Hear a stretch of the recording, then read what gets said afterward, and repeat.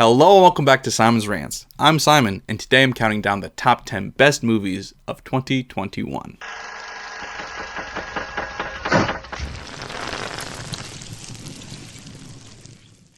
Before I start, of course, I need to mention I haven't seen every movie to come out this year. There were some movies that I haven't heard of. There's some that didn't come out anywhere near me, like Macbeth. The Tragedy of Macbeth still hasn't come out, and I wasn't going to wait and put this video out next week because that just wouldn't make any sense. So there's just some movies that I couldn't put on this list or haven't even heard of, or I might just have a different opinion than you. So if there's any movies you think I missed, let me know in the comments below, and maybe I'll get to those soon. Also, real quick before I get into the top 10, I want to shout out a couple of honorable mentions. The first being Bo Burnham's Inside. I didn't put it on the list because I didn't think it really qualified for this list. It's not really a movie. It's more of an art piece or like a live show, but not really. It's performance art, but calling it a film didn't quite feel right to me, but it was so good that I couldn't not mention it. If it qualified as being a movie, it would have been in my top 2 or 3. I thought it was phenomenal. It was one of the best things I've seen in years, and certainly one of the best things I saw this year, so I want to shout that out. I also wanted to mention Spider-Man No Way Home, which didn't make my list either, but was certainly one of the most enjoyable theater experiences of my life. I thought it might have been the most enjoyable movie of the year, but I didn't think it was one of the best movies of the year. I know that's a weird distinction to try to make, but as a movie critic, I look into a lot of different things other than just enjoyment. How well it's made, how well the writing, acting, directing, all of that is, and even though I enjoyed it a lot, I don't think it was a great film. I think it was good, I think it was enjoyable, like I said, one of the most enjoyable experiences of my life as far as film is concerned, but not really a great film. So those are the 2 honorable mentions I had. Let's get into this top 10. Number 10. The French Dispatch. The French Dispatch was just so enjoyable to me. I love Wes Anderson's quick, quippy style. I love how he sets up a scene. I love how he writes characters. It may not have been Anderson's most polished film, and it certainly wasn't a perfect film, but it was still very enjoyable. Especially that first story, like I mentioned in my first thoughts with Benicio del Toro. I wish that segment had been the entire movie. If it was, it may have been the best movie of the year. I thought that was fantastic. The rest of it was still pretty good too, though. Number 9. Mass. Mass is certainly hard to get through. It's a real-time drama that takes place primarily in one room, and that's not for everybody, I understand that. But the acting, the writing, the raw emotion, it was also painfully realistic and authentic feeling. It wasn't really like watching a movie for the most part. It was like being a fly in the room of this conversation. It felt like you knew the characters. It felt like you were invested in what actually happened. It felt like you were involved in what actually happened. It's really hard to make a movie that has so few things happening this good because there's no distractions from the writing and the dialogue and the acting. Those things are the only things there, so they have to be good, and in this case they were great. Number 8. Nightmare Alley. Guillermo del Toro's style is just so much fun. If you like the macabre, if you like the dark, you like the sinister, it's addicting and you can't get enough of it. It's got an all-star cast led by Bradley Cooper. Like I just mentioned, Guillermo del Toro's directing it, and I love his visual style. It was so much fun to look at. It is a story that we've seen many things like before. It's not the most original idea, but it's done so well that you really don't care. You just want to enjoy watching it. Number 7. Antlers. I am a sucker for allegorical horror. It's probably my favorite genre right now, which is kind of weird considering I've always thought I hated horror until the past 5 years or so, but now it's one of my all-time favorite things. Horror movies that can show you one thing that represents something deeper and more meaningful, and this was one of the best representations of that I've seen in recent history. I don't want to spoil anything, I just want you to go see it. If you like horror, if you like allegories, if you like poignant stories with great acting and great writing, you should definitely check this one out. Number 6.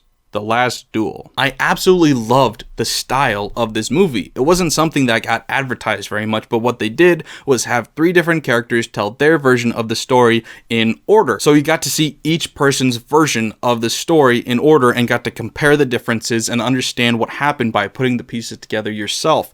And I adored that. I thought it was done so well. I loved the acting, the writing, the directing by Ridley Scott was also very well done. I thought Matt Damon did really well. I thought Adam Driver did really well, and I thought Jodie Comer absolutely stole the show. She was fantastic. Number 5. Judas and the Black Messiah. So some of you may be surprised that this is on this year's list instead of last year. I know it qualified for the Oscars last year, but there is some debate about how to qualify movies. I always qualify movies as whatever year that they have their full release in. The Oscars do it by their first release. Like, if it's released in some sort of like festival, then it can count toward that year's Oscars. I do it by when it gets its full theatrical release, which for this movie was this year. And as you all probably know by now, this movie was fantastic. The acting is absolutely outstanding, especially Daniel Kaluuya. He was phenomenal. He won that Oscar for a reason. He was fantastic. But of course, Lakeith Stanfield and Jesse Plemons were also very good. And the soundtrack was phenomenal. I have that in my list of soundtracks I listen to on a regular basis. I love that one song with the double bass. It's just so good. I love the pacing. I love the feel. I love the intensity of this movie. It has purpose. It has weight to it. And you can feel that in every scene. Back when this movie came out, it was number 2 on this list, and I really thought it was going to stay there. It stayed there for a long time. It wasn't until pretty recently that this movie got knocked down all the way to 5, which is saying a lot considering how good this movie is. There have just actually been a lot of really good movies this year, which is something to be happy about. Number 4, Tick Tick Boom. Who knew Andrew Garfield could sing? Not Andrew Garfield. This movie is just so much fun. It's cheesy, it's over the top, it's a little bit goofy, but that's what makes it so much fun, is it's aware of all those things and embraces all of those things. The music is great. I love the story behind it, the acting, the dancing, the performing. It was all phenomenal. Andrew Garfield would probably honestly win an Oscar for his performance in this, and if he does, it's fully deserved. He was great. I didn't know the story at all going into it, and I enjoyed every second of learning it. It was so fascinating. I absolutely adore this movie, which is funny considering I had no expectation for this movie. I didn't expect it to be good. I thought it would be okay at best, and here it is. It's easily one of my favorite movies of the year. I enjoy it so much. I had the soundtrack on repeat in my car for like a week after I saw it. It's so contagious. The vibe of this movie, the style of this movie, I definitely recommend it. Even if you haven't seen or like many musicals, I think you'll still be able to get into it. Number 3. The Night House. The Night House, I think, fell victim to terrible marketing because I had no idea what this movie was actually about when I sat down in the theater. I thought it was a movie about a mirror house that people go to and there's a mirrored reality from their own reality. That's what the trailer showed me. It was nothing like that. I went expecting it to be something like The Invisible Man, the remake we got a couple years ago. It was nothing like that either. This movie is another one of those allegorical horror movies, and it's brilliantly written.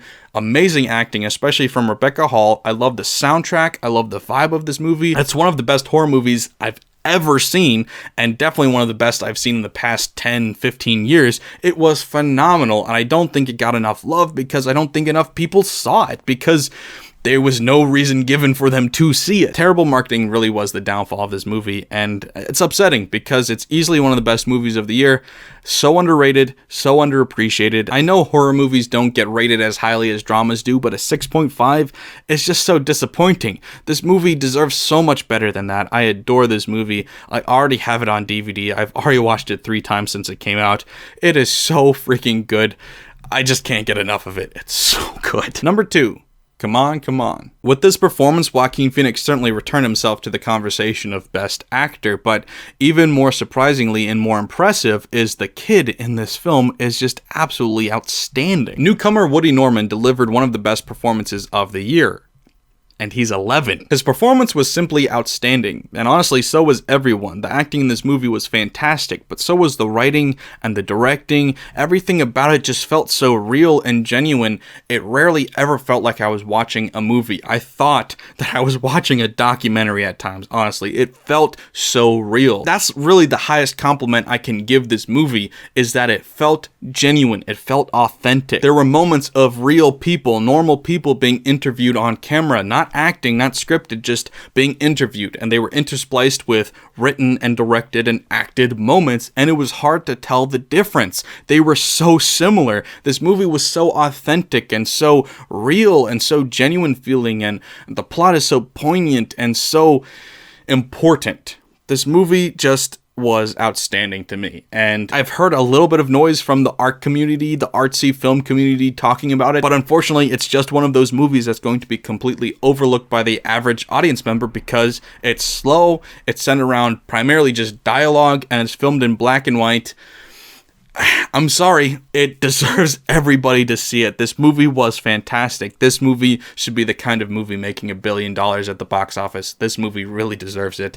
It was so fantastic. In fact, it was so good I almost made it number 1 on my list, but I couldn't because number 1 is The Father. Once again, this is another movie that had a limited release last year and so therefore qualified for last year's Oscars, but most people didn't get to see it until this year because it had its wide release this year, so I'm qualifying it for this year. But you've probably already heard Anthony Hopkins won Best Actor for this role, and when I reviewed this movie, I said it may just be the best performance of his career. He's been acting for like 80 years, and somehow still is getting better. Normally, this late in somebody's career, maybe they'll have a swan song where they deliver one last good performance before they retire or die or whatever, but he is delivering outstanding performances and he's not slowing down. This guy is absolutely amazing. It's one of the all-time best acting performances I've ever seen. That Oscar was fully deserved. He is absolutely amazing in this movie. The whole movie is amazingly written. It's very well directed. It's all done so perfectly that I just couldn't stop watching despite constant tears flowing out of my eyes. It's one of the most powerful, poignant, emotional movies and experiences I've ever had. If you've ever had to deal with or know anyone that's ever had to deal with this type of situation, dealing with Alzheimer's and dementia and stuff like that, you have to see this movie. It may be hard to see. You may be crying your eyes out by the time it's over, but it's something that I think everybody needs to see. It's something that everybody should experience. This was one of the best movies I've ever seen in my entire life. No exaggeration. This movie is as close to perfect as you can really get. It's absolutely outstanding to think that Florian Zeller wrote and directed this as a first-time writer-director. He had never made a movie before, and he made this as his first project. He may just have made the best movie of the decade. Wow. I know it's a bit early to start throwing out best movie of the decade, but this would be a pretty safe bet to make, honestly. This was like nothing I've ever seen before, and I think that everybody should see it at least once. So that's what I had to think. That was my top 10 movies of this year list, but like I said, of course, I didn't see everything that came out this year, so maybe I missed something, or maybe you just have a different opinion than I do. So let me know in the comments below what your list is, and also what I should watch if I've missed it. Thanks for watching, guys. Please remember to like, share, and if you're new here, subscribe. Bye.